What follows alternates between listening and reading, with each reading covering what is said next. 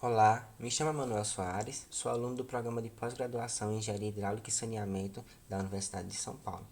E no contexto da disciplina de recursos hídricos, aspectos quantitativos, que é ministrada pelo professor Eduardo Mário Mediondo, irei trazer para vocês a ideia principal de um artigo intitulado como Princípio da Resiliência na Sociohidrologia, uma revisão de estudo de caso. Esse artigo é dos autores Penny e Goddard, é do ano de 2018.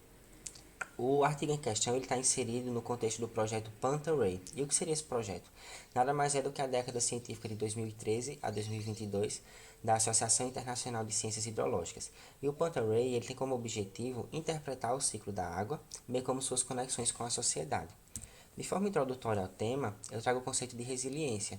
E o que seria resiliência? É a capacidade do indivíduo em se readaptar, em se reinventar após sofrer alguma situação adversa. Em um contexto ambiental, a resiliência ambiental seria a capacidade de um sistema em se readequar após sofrer uma alteração. Trago como exemplo o caso do rompimento da barragem de rejeito de minério pertencente à Vale, em Brumadinho, Minas Gerais, no Brasil.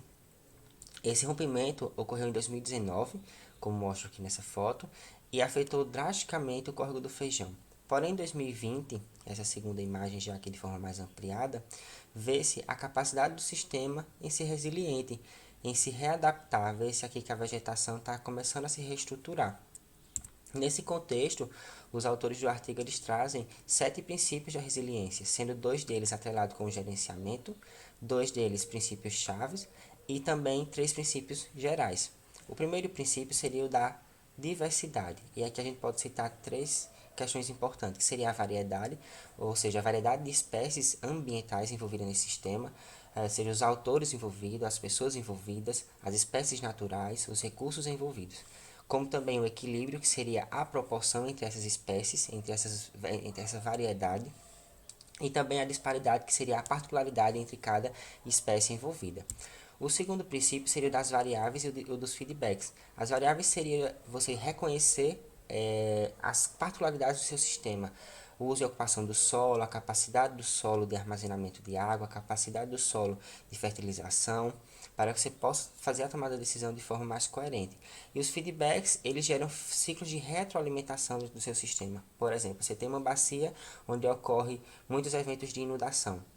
É comum que na tomada de decisão os gestores eles busquem políticas e protocolos que minimizem a ocorrência dessas inundações e por consequência você vai ter a atenuação, a minimização desses eventos de inundação. Então você sai de um evento sinistro, parte para uma tomada de decisão e faz com que o seu problema ele seja atenuado, gerando um ciclo de retroalimentação para o seu sistema.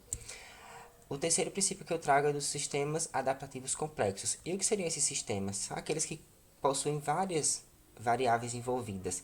E aqui é necessário fazer o enquadramento delas, organizá-las de forma racional para que a análise do problema ela seja coerente e seja válida.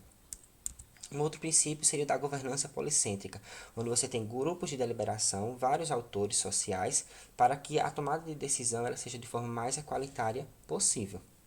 Um outro princípio seria o da conectividade, que é justamente a interação entre essas espécies ambientais envolvidas, porque faz com que o sistema ele ganhe estrutura e que tenha força para ser resiliente. Quanto maior a conectividade, maior a capacidade de resiliência do sistema. Outro princípio é o da aprendizagem e o do experimento. Esse princípio ele permite com que seja possível modificar ou adquirir perspectivas futuras para o sistema. É a partir desse princípio que os autores sociais, os tomadores de decisão, eles vão conseguir decidir qual é o melhor posicionamento para o sistema em questão, decidir qual é a melhor tomada de decisão para o caso que se tem. Um outro princípio é o da participação. Aqui você tem o poder de dinâmica, faz com que a interação entre as espécies, os autores desse sistema, faça com que você tenha o poder de dinamizar e de fazer com que as coisas sejam mais fluidas. É basicamente isso. Esse princípio ele tem muita relação com o princípio da diversidade e o da conectividade também. Deixo aqui a referência que eu utilizei para estruturar a apresentação e meu contato e também o link de acesso ao currículo Lattes. Até mais e agradeço pela atenção.